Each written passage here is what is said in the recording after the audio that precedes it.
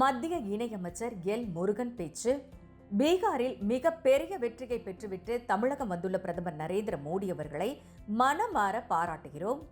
விவசாயிகளுக்காக ஏராளமான திட்டங்களை கொண்டு வந்து அவர்களின் வாழ்க்கையை மேம்படுத்தியவர் மோடி. மாண்புமிகு பிரதமர் திரு நரேந்திர மோடிஜி அவர்கள் பீகார்ல மிகப்பெரிய ஒரு வெற்றியை பெற்றுவிட்டு, ஒரு வரலாற்று சிறப்பு மிக்க வெற்றியை பெற்றுவிட்டு இன்றைக்கு நம்ம இடத்துல வந்திருக்கிறார்கள்.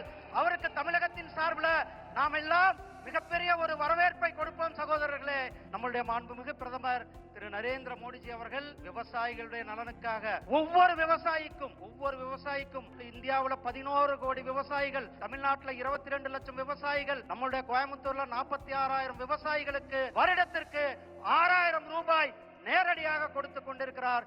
நம்முடைய மாண்புமிகு பிரதமர் திரு நரேந்திர மோடிஜி அவர்கள் விவசாயிகளுடைய நண்பனாக, விவசாயிகளுடைய தோழனாக, விவசாயிகளுடைய உற்ற நண்பனாக இருந்து கொண்டிருக்கிறார்கள். இந்த நிகழ்ச்சியில உங்கள் சார்பாகவும், தமிழகத்தின் சார்பாகவும், உங்கள் அனைவரின் சார்பாகவும் மாண்புமிகு பிரதமருக்கு நான் மிகப்பெரிய நன்றியையும் வாழ்த்துக்களையும் தெரிவித்துக் கொண்டு விடைபெறுகிறேன்.